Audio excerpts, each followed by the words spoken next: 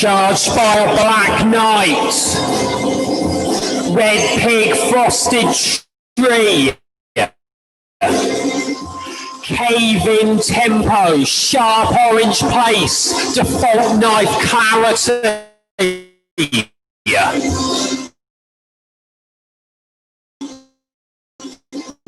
Charged by a black night,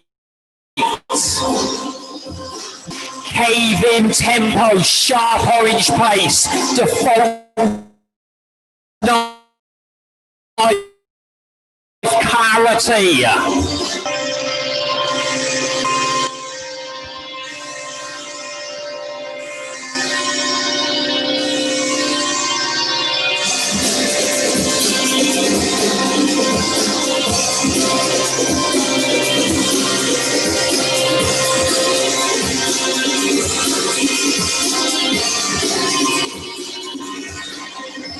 Charged by a black night, red pig frosted tree, cave-in tempo, sharp orange pace, default knife clarity.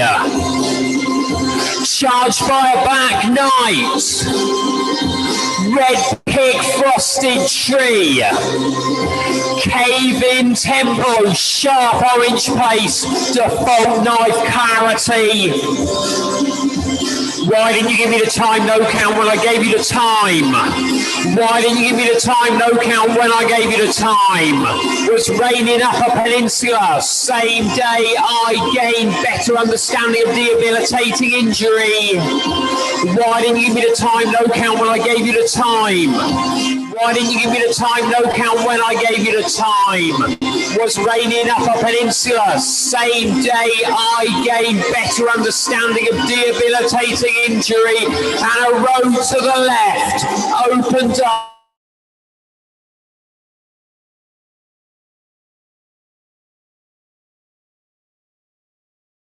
The whole of derelict clay to the right opened up the tree. But green men moved about the hedgerows, didn't like it. The cop in the park at night is you.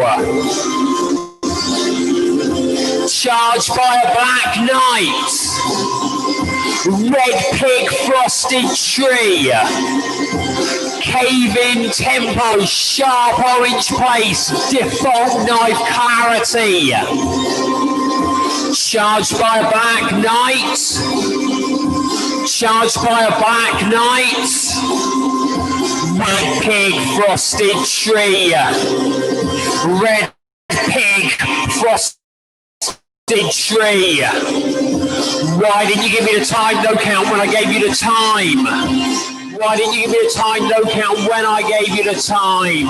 Was raining up a peninsula. Same day I gained better understanding of debilitating injury. Why didn't you give me the time no count when I gave you the time? Why didn't you give me the time no count when I gave you the time? Was raining up a peninsula. Same day I gained better understanding of debilitating injury, and a road to the left opened up the whole of derelict clay country.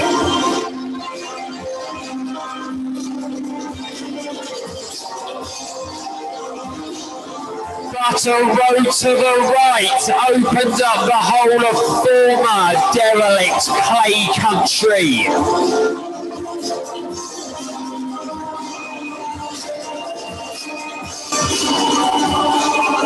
Guess what? Green men still moved about the hedgerows, did not like it.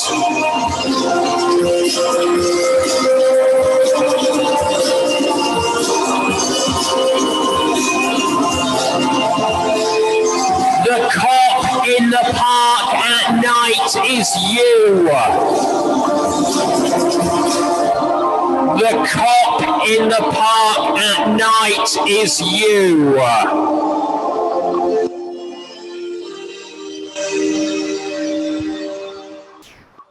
We are here to celebrate the release of ACID VIRGA. This is the man himself, Mr. Gabe Kruis.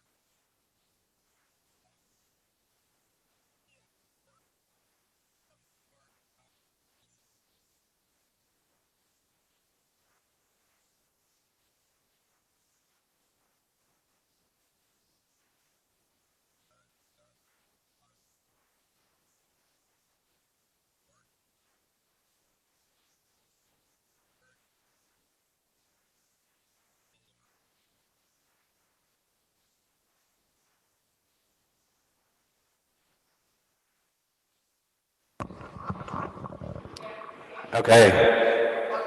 Is this working? Yeah? Well, can everybody hear me?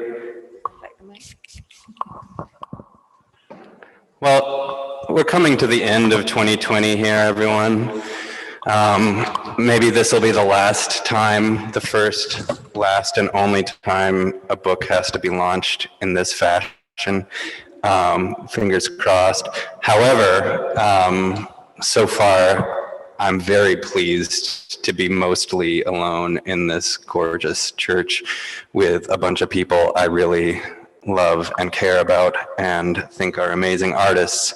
And thank you all to the virtual internet community who's out there watching, who can't be here in this big empty church with us. I just want to really quickly thank Tidal Channel. I did before, but I'm going to do it again.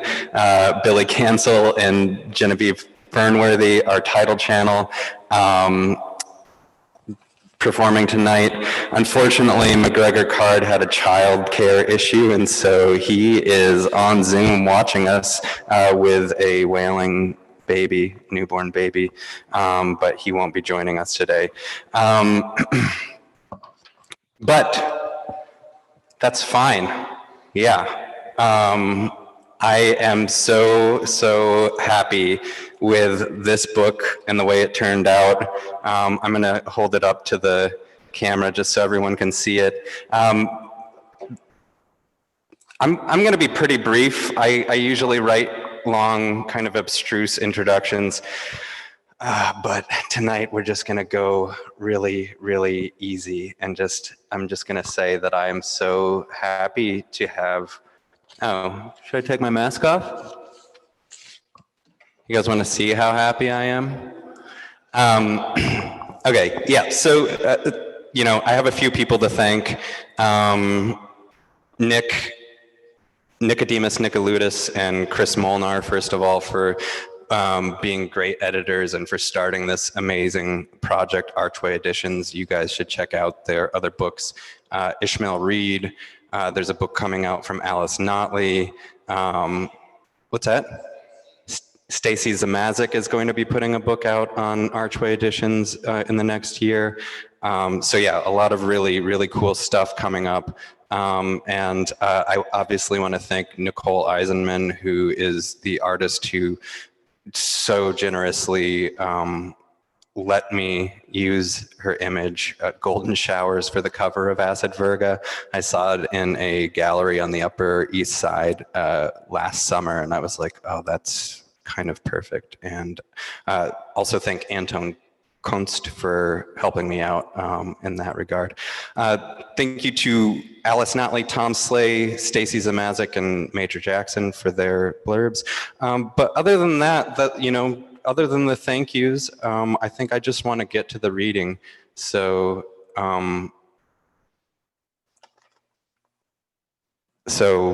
we're going to start off the evening with Adjua Gargi Nzinga Greaves. And I just want to say, you all are on your computers right now, so you can just look these people up. I'm not going to read bios. I'm just going to let it fly. So if you don't know who this is, that's a mistake, and you should know. So figure it out. And then after that, we're going to have Dorothea Lasky read.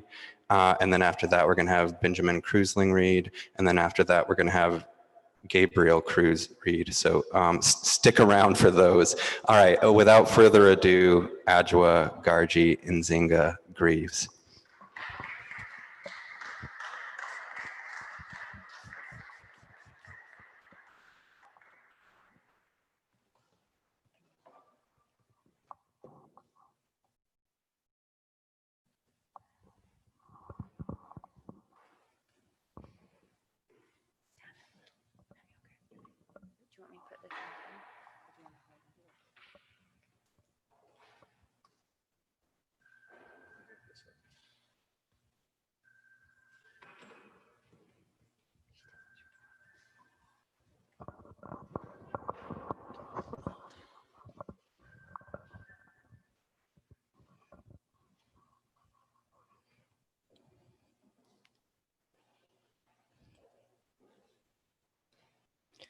The moon was nearly full the last time beauty saw me in the mirror. After 3 hard nights waxing new, she surprised me at our meeting place, drew petal flash of tears, heard children asking questions I didn't know I needed answered about what it is, how it gets in, where it came from. Ian heralds my calligraphy as fruits of the choir. Simon heard my silence follow louder archived grieving, sent texted tendril to inquire. An old man's word on the radio assured me, it's good or it won't last. So we youths praised and shared his wisdom. On the phone with Daphne, speaking of what is collapsing into what else, speaking of future dread hurtling closer on the sun, we commenced with laughs, like tussled wind chimes, at a sudden exclamation.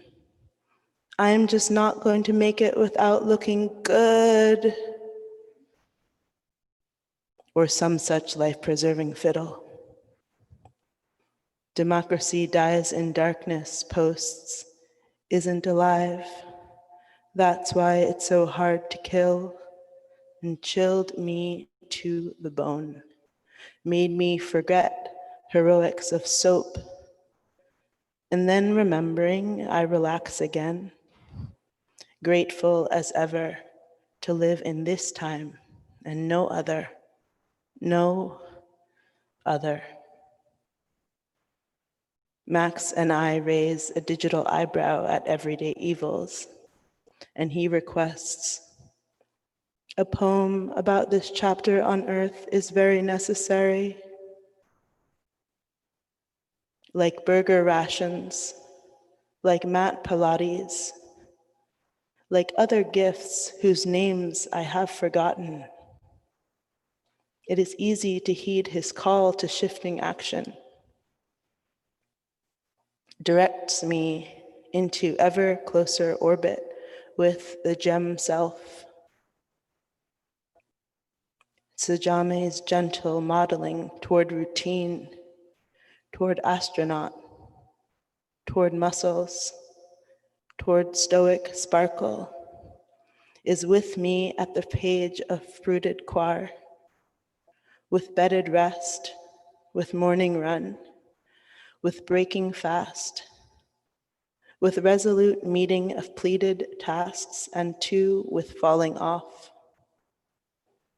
Late in the afternoon, I write to my mother. Thank her for bearing witness of my Tuesday's wild despair. Thank her for holding feral weight again.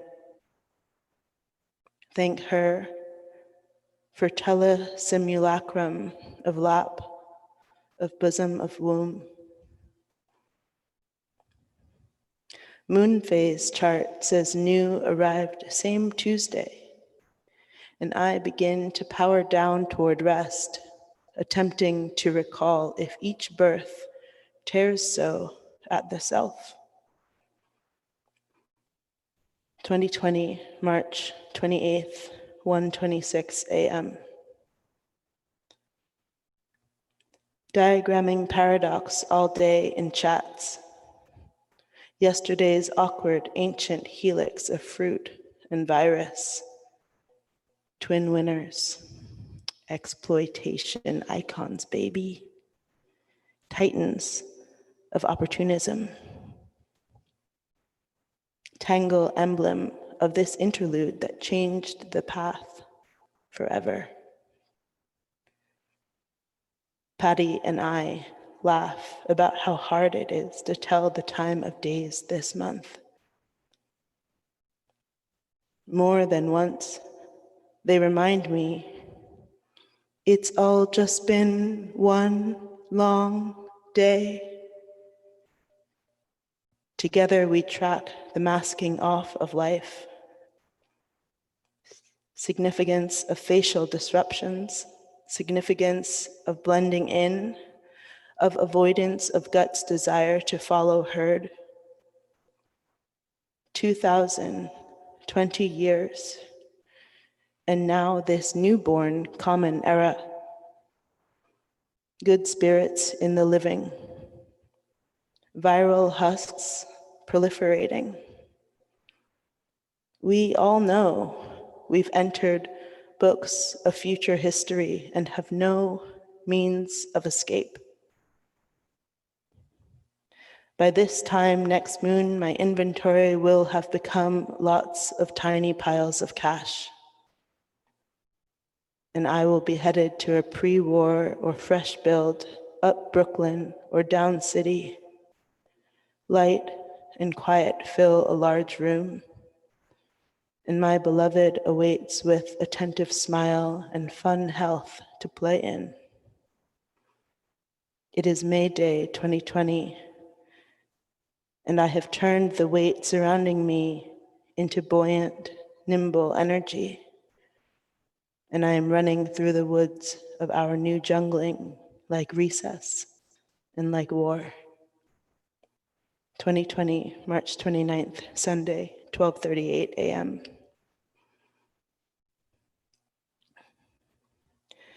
Now more than ever, the clock Ouroboresiates.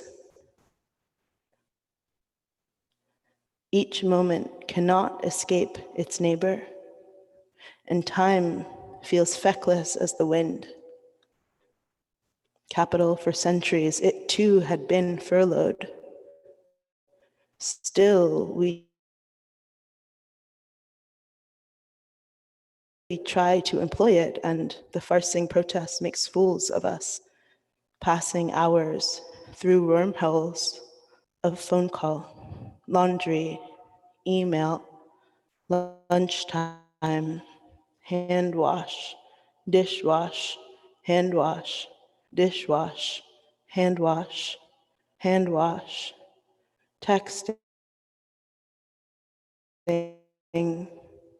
scrolling, numbing, reading, disinfecting, and unfurling dread. The morning this world ender was elected, I called a cab to Daphne's, where we two, frowning, nibbled at breakfast treats, shook our suffocated head, shook our suffocated heads in resignation, and simply could not find the words.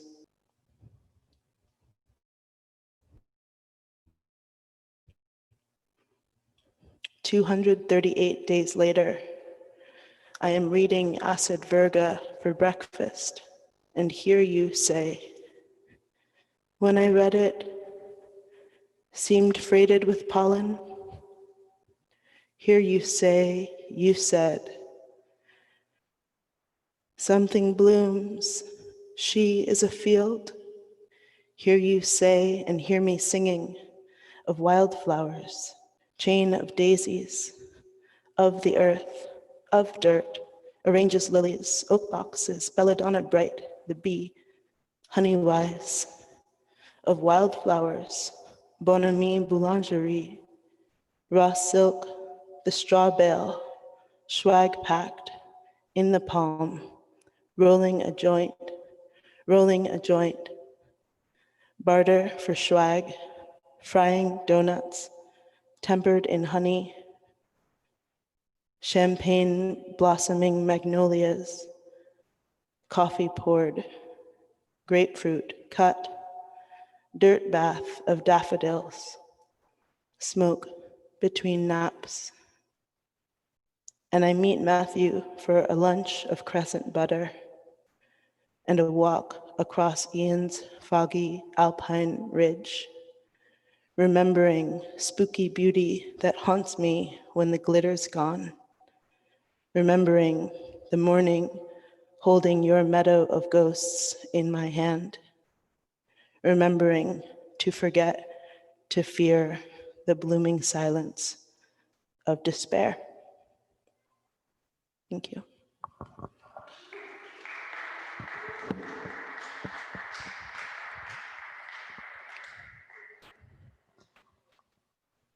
Please welcome Dorothea Lasky. Thank you so much, Adjua. That was so beautiful, and it's so nice to be with everyone to celebrate Gabe's beautiful new book, and yes, just to be here together. So I'm just going to read a few poems. This first one is called "The Enemy." The enemy makes an enemy of another person because the enemy is within her. I screamed, I hollered, I cannot make the snake get from within me. He screamed, he hollered, he wanted the enemy out. She screamed, she hollered, she wanted the enemy out of the house. She wanted to destroy what the enemy had.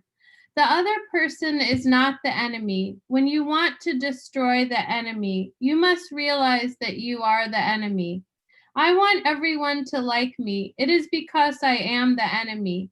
The enemy only wants to self-destruct in order to kill the enemy. I only want to make a prison out of this home to keep the enemy out, but it is really to keep the enemy within borders, except that the borders are within the borders. There is no air that flows through my lungs that has not been processed by the enemy's air. There is no pure air that has not been made into another air, which would be that of the enemy's. Where did he go? Did he go into the enemy? Did he dissolve into the enemy? I wrote poem after poem about him. I had a dream and then another. Was the dream what the enemy put in? Was the enemy trying to make my air roll over into his place by tempting me with the dream? Did the snake dance around in place and make the enemy so that I would never know? The enemy is within me, but within him. Do I want to murder the enemy so that I don't want to murder myself? When I murder the enemy, I do also murder myself. Did the enemy make pain so that I would distinguish my own enemy from yours? Whatever, I want to leap and walk. I want to walk boundless. Whatever, I want solar chaos. I am sick. I want health. I want the flowers to be made sinister with air from the enemy. The flowers in their red bell heads were always the enemy. Put the enemy on your table now, children, lovers, friends. Decorate your room with the enemy's tulips. The enemy will brighten the room.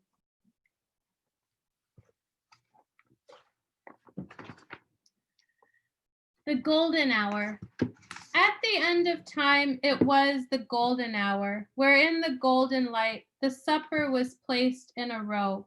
Spiced ham, tiny cherries, the very large pineapple air. Language is a water, or is it a rose? I sat so quietly so that no one would notice me. I still remember the time when we were dancing. All of a sudden, the lights dimmed, an arch of arm, and walking like we were at war. Dim gray curtsies and the icing of gray bones. No one could answer how horrible it was going to get. The clown in his red wetsuit, hiding in the corner of the stage.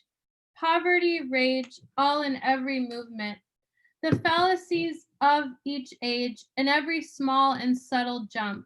To lift one's arm as one lifts a line, and to cut off movement, as one cuts off the poem entirely, as one cuts off speech entirely. The world itself filling with smog, cleanly moving into balanced lines, reconvening in gray balances, edging out in smoky grace. All of the stresses of my lifetime written into as few words as possible. And when all of this is over, I will be so silent. No one will hear me anymore, or hear me either. I will be so quiet. I will fade and fold with the mistakes of my age. We stopped dancing so long ago, I can hardly remember. Subtle and smoking applause, the clapping of the eternal grave. It was all of this and more, the dancers exiting. I was certain then that you loved me. What did we used to believe in? All of a sudden the lights dimmed. What is this forever? We were in lines together with the lights off.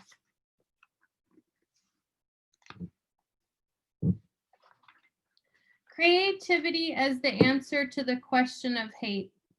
No matter what they do, choose creativity as a lifestyle despite the horror. Yeah, I'm advocating for a no-holds-barred, orgiastic connection with the divine through a belief that time and space are part of the whole construct that makes us unhappy.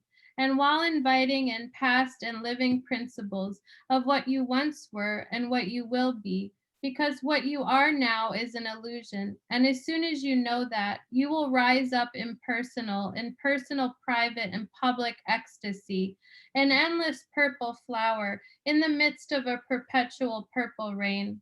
I'm saying hate has no place for the house you will continue to make with friends and lovers who, in spite of the enemy, show you that only love really is real. So do not go into the showers and stalls, my ancestors and children. Make the forest haunted with the Mars yellow lights you have strung up on the inside. Make the heart your place of worship. Be free. The Green Lake. What work will you leave behind? I asked the tailor who has sewed the button upon my shoe. I can walk again. Yesterday, everything felt so hopeless. Now I have the energy to sit in the sun. All of the damned, seething baths. Now I am finally on my own. When I go places, I call her and unload my fashionable happenstance.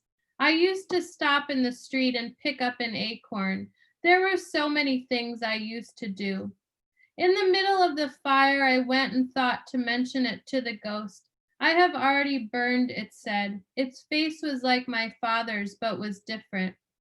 What work will you leave behind? I asked myself while in the rain. Oh, this and that, it answered me, and handed me the stars and then the moon. The power tree. Be one with the future is what they said to me, so I sat under a tree. I couldn't see past the mountain which hung to the side of it. If I could, I'd see all the lilacs and prunes souping under the weight of temperature. If I could see past the sky, I'd know the planets were whispering. The tree itself was purple and gray and very bright chartreuse in the thick of it. An eternal song of tree that gave me a strength unparalleled. I'd been here before, it said, in my youth. Not even youth, I was very young. Its power was nothing then, but lightning and the afternoon, the little lemons. My power was the same though, except quicker. What's the difference between the precious and saving the ephemeral? Another trillion years we will wait again. The power tree knew all of this and waited.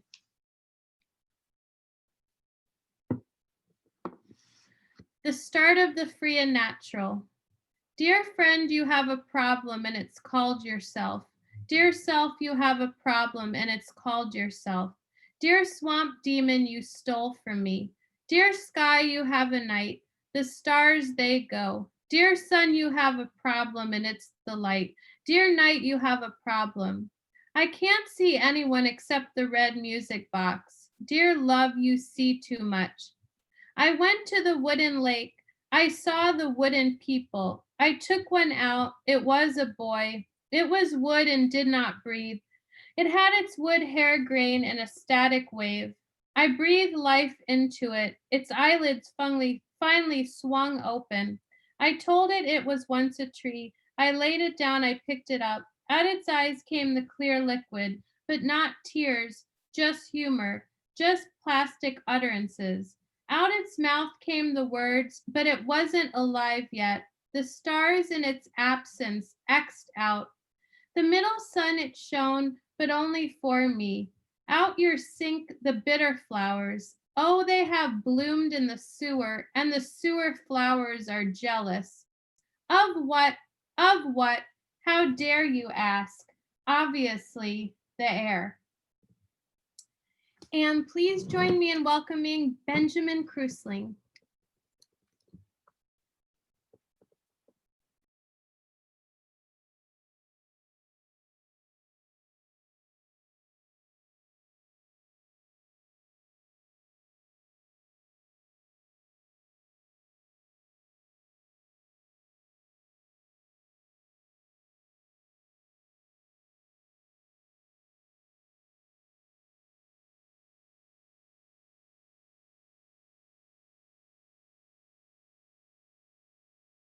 Great.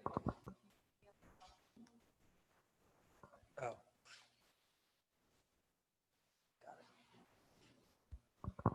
Am I on? Hello. Congrats to Gabe on his book. Love the cover. Excited to read that. Hello to Adjua. It was a bit loud when Adjua arrived, so we couldn't speak, but now I have the sound. And thank you to Tidal Channel as well. Skirt. Okay. I'm going to read a few new poems and a few old poems as well. And that's all there is to say about that. Presence is beating and good, gold ringing, shining. A single cloud sits with a low hum like an eraser.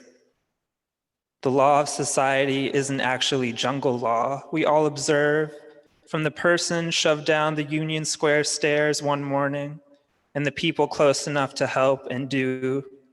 It's grayer but more fungible, a patch of blue, reciprocity, ascendance. Just had this class negative nostalgia for university. Evil, spiritually stunted, but I met some interesting people.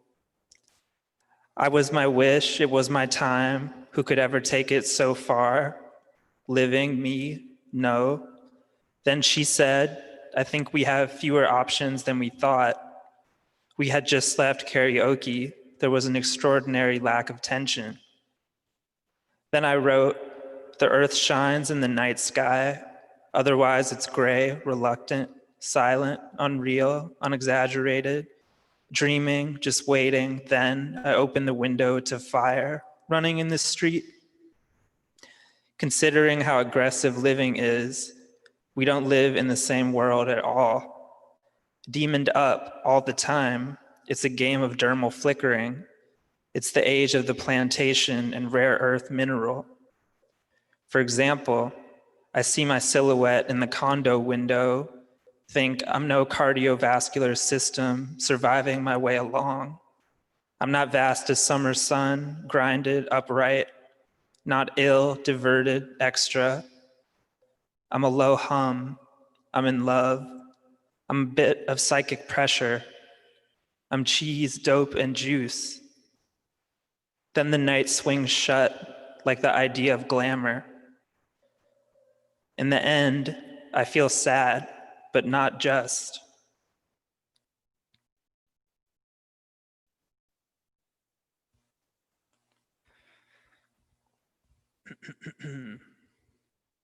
Pleasure is stubborn in retrospect. First there's love, and there's synchronized time, thank you. First there's love, then there's synchronized time. Then there's troops barely secretly in Yemen, Niger, the pre-turnstile zone of the subway. That's happening also. There are people out in the sense that love can't be from them, can't be seen assuming any kind of grace. When you broke, you just feel abandoned, acrylic reds, yellows.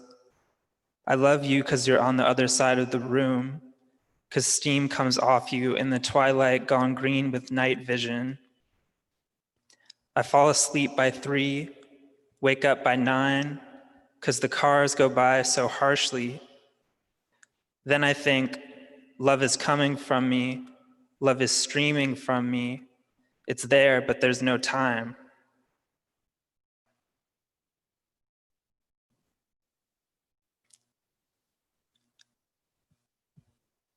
Words make matter happen. In the sense of one narrow read of, quote, ethnic embitterment, wherein the amnesic field is bled by visual data, where 20 chains dance in the mirror, in the sense of the voice, as it were, hopping the discontinuous turnstile. As everyone knows, I'm in love, the mind is filled. So one sees space occur visually between two people. Space where there's none there is there. In the night where black makes matter happen, where het love is a freaky war machine, and one's psychosexual nightmares make phantoms that stack sandpaper in the linen closet, as if the words could be seen doing that. There's no one here but you, pure present and always tense. It's night. No stars, no stars, no stars, no stars, no stars, no stars, no stars, no stars, no stars, no stars, no stars, no stars, no stars. No sirens, sirens, sirens, sirens, sirens, sirens, no sirens, no sirens, no sirens, no sirens. No clothes, no clothes, no clothes, no clothes, no clothes, no clothes. No clothes, no clothes, no clothes, no clothes, no clothes, no clothes, no family, no family, no family, no family, no family, no family, no family, no family, no family, no family, no family, no night, no night, no night, no night, no night, no night, no night, no night, no.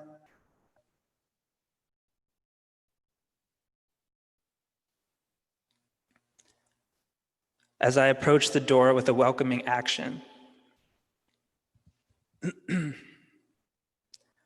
Now, as I live my life in service of becoming so present, RIP, Pop Smoke, Grandma Gloria, Linda, literally memory, plastic ocean, self-medicate, clouds, break up, black horizon, as the block end swarms with men fixing the roof of the key foods. We live obviously in a state, weeping, on mushrooms, contesting, the subway all open and running in the visual world. I'm walking.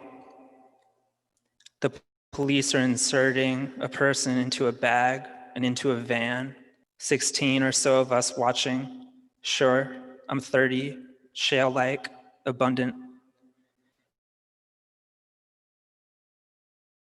It's actually not on the nose because I'm not thinking at all. I read this interview about the language of organ tuning and harmonic expressions that have been disappeared from the West villages, tunings for the church, the castle, different cultures of feeling. I have an abject fear of conscription and have embraced various raw fibers in my making. Reality comes roaring off my body image in these great gray waves of ghosted jobs. I'm not self and should have it. I'm trying to elaborate this idea of vulnerability in my relationships that deprioritizes the transcendence of fear and ugliness, but I might be wrong about it. The voice being so naked in song and desire, I don't have my priorities in order. I feel I have a lot of fear and ugliness to transcend. I miss my friend, she's gone away, even though she lives in Flatbush. Someone utterly screams outside my window. Today, I saw my body in the mirror and tears came.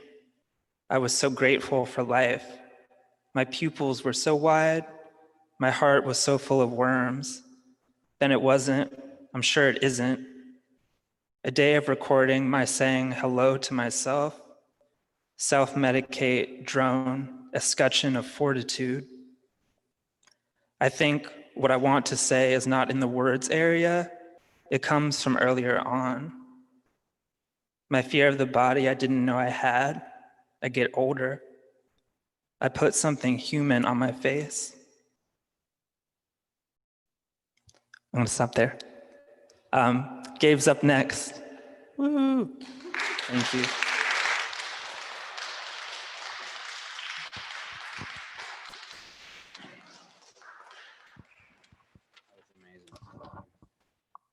No offense.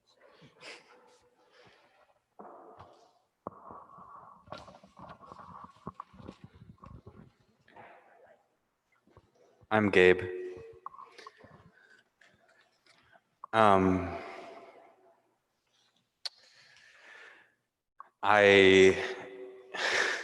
I'm so glad this church is empty. It is really beautiful in here. I am so glad y'all are here in the virtual way that you are, but I'm really happy to be in this empty church right now. And thank you, Adjua, for that wonderful reading, and Dottie and Benjamin. I should say a few things. One, oh yeah, I'll take my mask off. When I hear Adjua read, it just fills me with this calm sense that of precision that I can just take into myself, and then I don't care about the rest of what's going on. So for like 12 minutes there, I was like, all right, like all of the craziness of trying to set this up and get the tech right doesn't matter. And I should also say, you know, about Dottie, we have had so many amazing, wonderful experiences together, writing poems and doing rituals in Central Park, and I feel really lucky to have her here tonight. And then Benjamin, I don't think I've heard you read before, but about this time last year, I was reading your book in a manuscript form in the first round of Wendy's Subway's open reading period for passages, and I just remember the feeling of being like, all right, that's the one. So I'm so excited that that's coming out in a month, and I'm really happy that you are here. And that was just a really wonderful reading. All right, I'm gonna Is there a way that I can do this so that I can, yeah.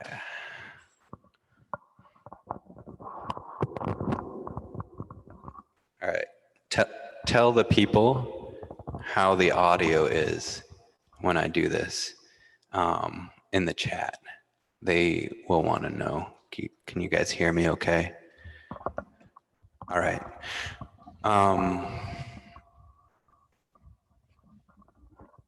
Excellent. So I intended to do this at the beginning of the reading. I'm going to do it now. I think we could probably do this for the rest of time, but acknowledgments. These poems do too little to acknowledge the persistent and historical damage done to the tribes who are the rightful stewards of the territories in which they were written. These include the lands of the Dene, Zuni, Pueblo, Lenape, Wappinger, Canarsie, Matonic, and Nauset tribes. Over 70 years ago, my family arrived in Dene territory as missionaries, and I am particularly troubled by their part in the erasure of these cultures, languages, and communities of the people who live there. I know too well the insufficiency of good intentions. This acknowledgement does nothing to remediate my family's part in this colonial project. All right. So I've been trying to understand this poem, something I wrote a decade ago.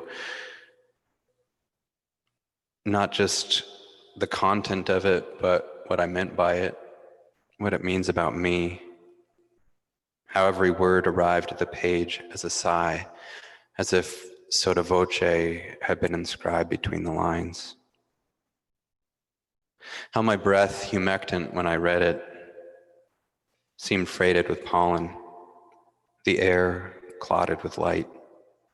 For it was in its every fiber an ode or reverie, a paean to spring.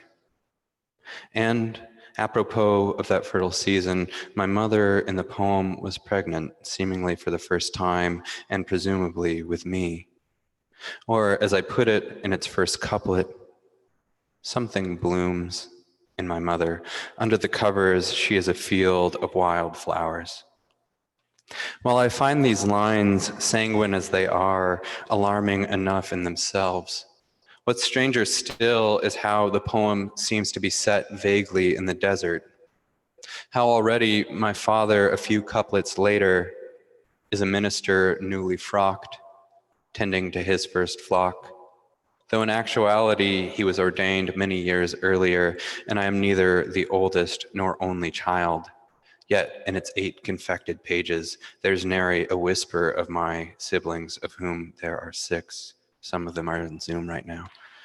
No J or A who were born before me, nor C who arrived a few years after, no M or L who are adopted Inuit and sisters by blood themselves, nor B who, smelling like a river, came to us much later from an orphanage in Addis Ababa for children whose parents had died of AIDS.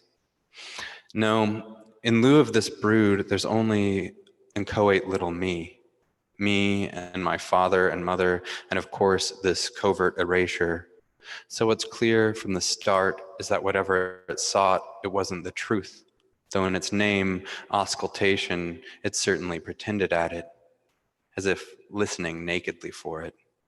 Just as the father, who, let's admit, isn't really my father, presses his cool ear there to listen, as a chain of daisies in her hair on their wedding day comes unlinked, and a gamete in the wall drifts clean and splits, as if he could hear that gooey detachment, my mitosis, the delicate beach ball of my blastula bouncing free. But in the poem's logic, it's this tender and domestic fabulation, him listening to her tummy in bed with me in it, that for some reason reminds him of his days spent at United Nuclear in the uranium mines. How he, itinerant of the dark, felt a mile deep in a stoner's reverie, the heat of the earth molten through a curtain of dirt and heavy metals. And later, as a metaphor of birth, my birth, I think, or of resurrection maybe, he recalls rising up with the other workers on elevators as big as houses toward the light of sunset, where bugs crackled in the haze like flecks of static, as bats swooned acrobatically in among them, keening their early evening orrery. And I remember, as I wrote this, imagining how, with only the gelid light of bitumen lamps to see by, dawn and dusk must have been to them but a slim parenthesis delimiting night from day, eliding the scene of him breathing his breath into the man already dead who'd been thrown free of the truck, breaking his neck as the ambulance flew from the mine to the hospital. As the poem imagines instead the relief he must have felt to wake before dawn on Sunday mornings, years later, to prepare the word of the Lord. While my mother in the poem spends all her time sort of basking in stained glass light, totally emulsified in a dispersion of motes, as she arranges lilies below his pulpit on oak boxes in damask, even though she was a nurse in real life and probably worked harder than he. It's almost funny now to think of me then, with dewy, voluminous eyes upturned and belladonna bright, laboring over each line and metaphor. But what's altogether uncanny to me now is the sermon I composed for him to preach. How I even went so far as to pretend I'd transcribed it, dusting off a 3M Metafine cassette dated 5/13/1984.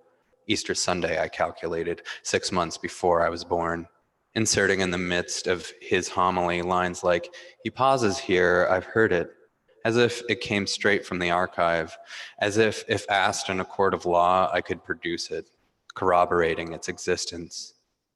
But that sermon, it's as false as the idol itself, somehow mine but not mine. Look out the window now and see the kingdom of heaven and the glory of earth, spoken ex nihilo into being.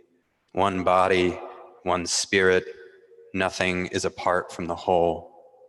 Consider, for instance, the bee, then listen to your heart, hive-ripe, honey-wise, and womb-like. Consider each cell, a hexwork of buzz and cortex and matrix of comb. Like the queen, you are more than the angel at the center of this rind.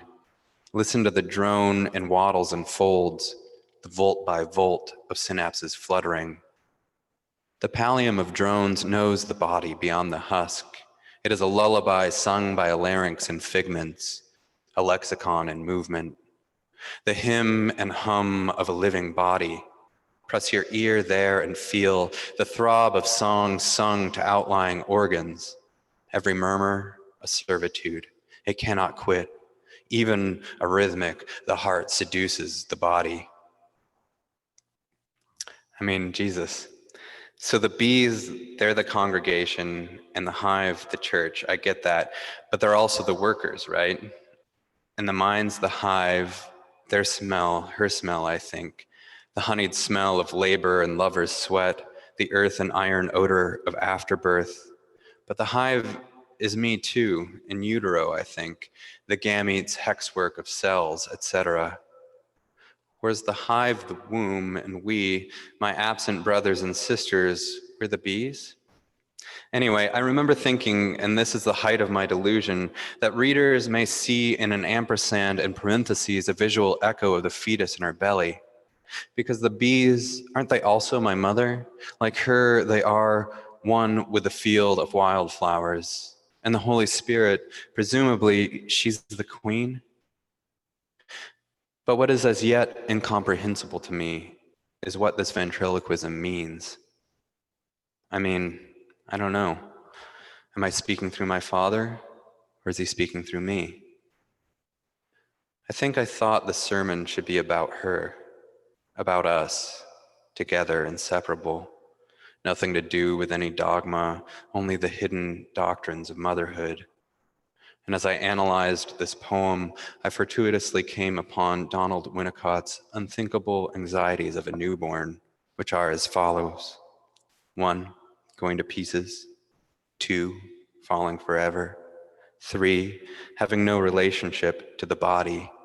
And 4, having no orientation. But what I find striking and yes, enigmatic about this list is how the poem seems to be an encomium to the pleasure of going to pieces, of loss of self, as it relates to newborns particularly, the loss of at least perceivable order, or a tribute to maternity's profound reordering. But of the many sermons I've heard my father actually preach, there's one fragment I remember more vividly than any other, even while the point, the metaphor is tenor, the moral of the story, as there certainly must have been one, remains elusive to me. All that I remember is the central illustration of a comic strip in which our hero trips over a sign with the words "bottomless pit" emblazoned upon it, and is sent hurtling down through the funny pages into the dark weeks ahead.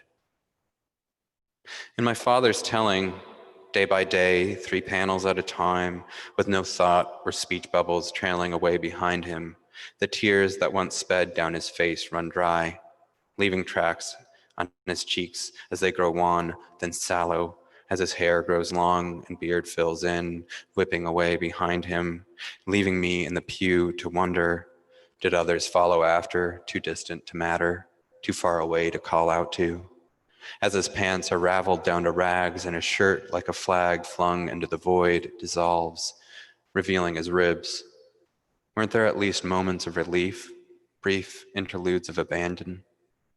Even as he's reduced to a speeding skeleton, mightn't some kind of philosophy have developed, however primitive, an ontology of the fall? While from the pulpit, according to my father, his bones were frittered away to fragments, and the fragments winnowed down to dust. Okay, I'm only going to read one more poem. So that was the first poem in the book. There's a little proem that actually I'll read at the end as a kind of benediction. But I'm going to read the final section of the final poem in the book, which is called Regression. And regression is kind of principled on this idea of moving backward through time. So it's goes from fall to summer to spring to winter to fall to summer to spring to winter. And the last section is, if you want to turn in your pew ACID VIRGAs to page 105, summer, which feels kind of far away all of a sudden. Awake before I mean to be, feeling religious when I don't want to be, surveying the ephemera of my life, the Xeroxed poems and books I have but haven't read, the few scraps of handwritten mornings torn out to stuff my pockets with, memorize and toss out. The notebooks filled with X's struck through lengthy strophes on ticks and nervy twitching, as if I could redact the surge of yin, compose an ode instead to the pathetic fallacy which defines my life, to the bluster of irrational winds, the bludgeoning brutish light of summer, to winters lived for magenta, twilight eyelids, and keyhole tans when you blink, and to spring, to April and the promise of lines as endless and recursive as scenes on toile, sublingual, yanked in a smooth stream from the throat, as if spooled where the heart belongs, to bright bolts inscribed with Cupid shrines and fountainheads with frothing arcs of never falling water, ruffling the air, waiting, yes. A helical furl of electrical woad, a funerary shroud with arabesques you can bury me in. But in the meantime, another season wants to come and change the contents of my blood again. I can feel it. Is there a better way to put it? No. The body's air's oars, not a luxury. It's a luminous shadow. Always there. For what but the tips of the fingers, the tip of the tongue is the locus of luxury. What but the eye is the house of taste, filigreed with phonemes. like the dark oak outside my window, its inner creaking and the leaves that hush it. When new light fills it, it moves the way a river does, mimicking itself. Dark leaves and leaf-cut light, each time new, yet somehow always the same. How the words dissipate as soon as they leave your lips. Slow time, but cannot reverse it. Okay, this is the last poem I'm going to read, and then we're going to hear from Tidal Channel again, and then we're going to go have a Negroni in the park. Thank you so much, everyone, for coming. Thank you again to everyone who read. Say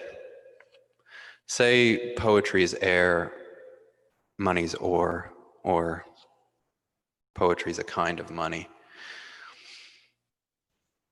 Say dirt and not copper make a color darker. It makes the shape so heavy and makes no melody harder. Or say there's money, but it rusted. Say poetry is not a luxury, and I know I am space, my body's air. Or this is a shape of blood beating and cells dividing, but outside of this shape is space. Say, thus the air's a luminous shadow which accompanies the body, or poetry's the body's body. Thank you.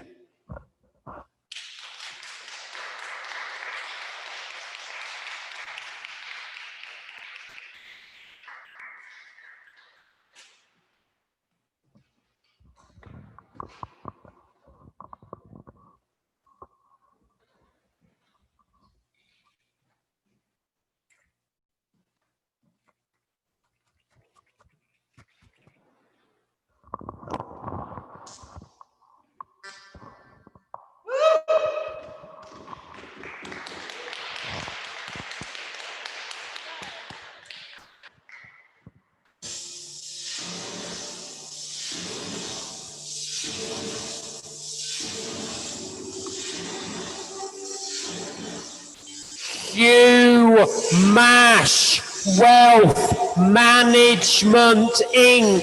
CBD doppelganger.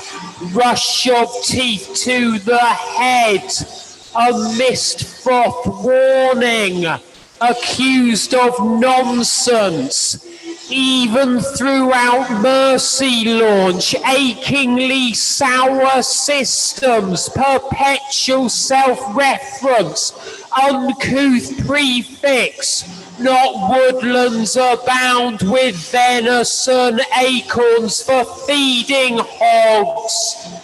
Unstable, fragmented, upbeat, hipster, yuppie, hybrid, gets first, goes on the powder, not pattering about with man about town, but left sucking a fix, leaning dreams which go down wrong way, come back up as critical, canopied futures, hence am blowing hot, cold on shop floor, east of narrowing syntax.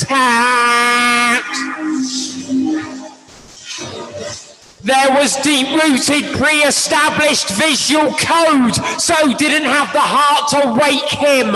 In jarring contrast, monopolist hit, spat. No one called her up on her knights in white satin, loons in white trainers bullshit. Ideological juggernaut. If you think best, plug it in. Soon steel day, American fork, so pump up the Z's, blurs, smears, a bush to cut, a bird to paste. First pill will relieve symptoms of tiredness. Second pill shall promote a sensation like the devil is about to come through the fucking wall.